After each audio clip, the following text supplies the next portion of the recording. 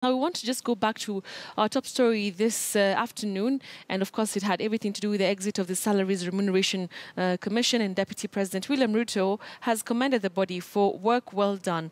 Ruto said SRC, despite initial challenges and opposition, had brought in critical changes in the service delivery.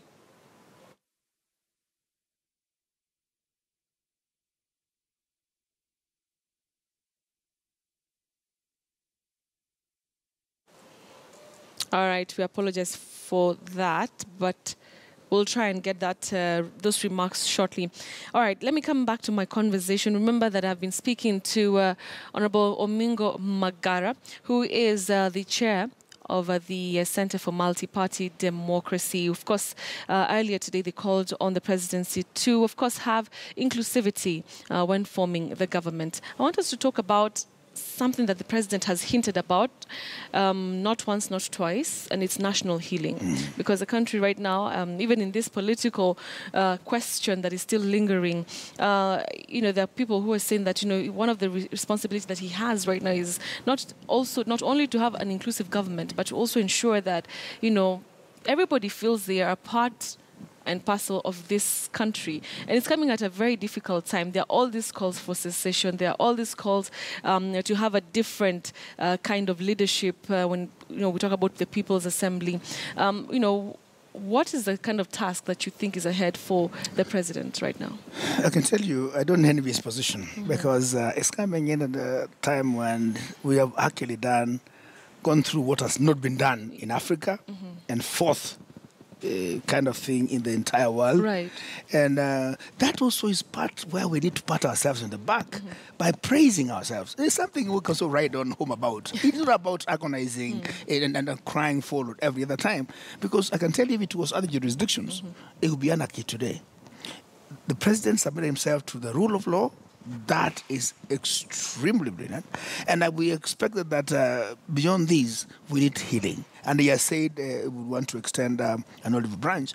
And it's true, we are polarized. And I said, how do we then have an inclusive government or where people feel that what is hurting people? We have actually outlined them, and we did single them out. One is inequality in terms of resource distribution, which is not being cured by devolution in some quarters. I must say that with no fear of contradiction, where we are suggesting also that Kenya National Audit Office and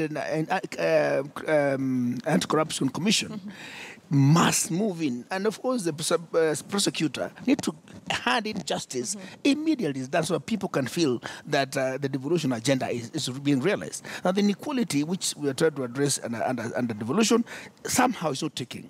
That must be addressed. Graft. The president, must outline and punish corruption as and when it happens in real time. People will feel contented. That will create an environment where people will do business with ease. I do not have to bribe my way to sell my tomatoes honestly. And that's why sometimes when people are not comfortable to go to agriculture, because we need to structure it in such a way that it is a money maker. So open up sectors that can empower our youth, not to look at white-collar jobs, for example. We need to address the fact that there are some people who feel that the government belongs to X.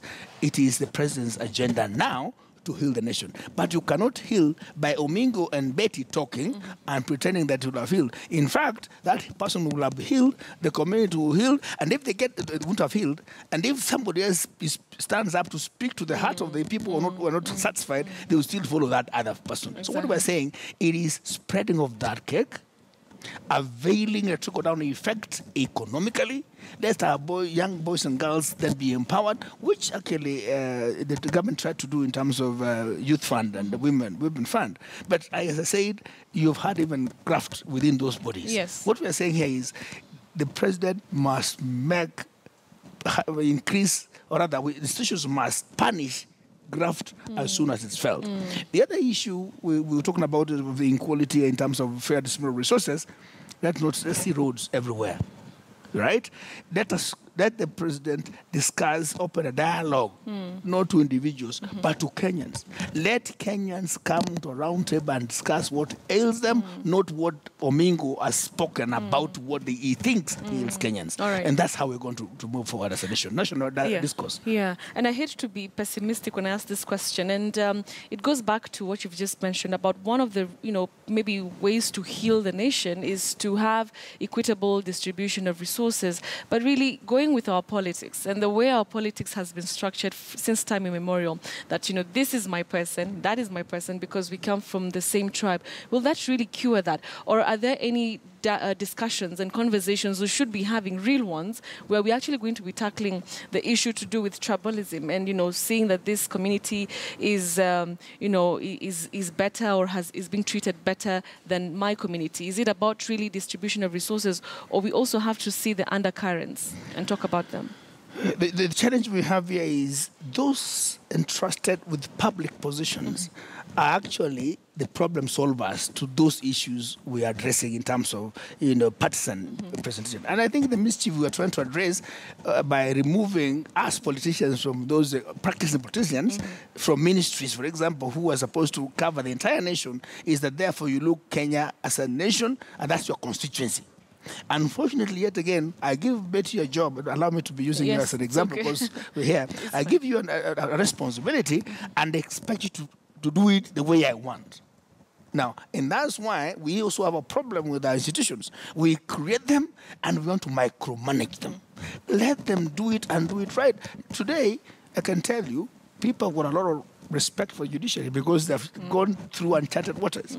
That's what we want. If we are constitutional, for God's sake, please act constitutionally because your reign that along which you should run is our constitution. So the people given the mandate are supposed to be the antidote of this poison called tribalism.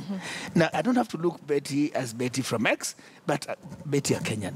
I mean, beyond that, and this also discourse need to start even from our schools. Because also, even our young people are saying, where do you come from and what culture do you run with?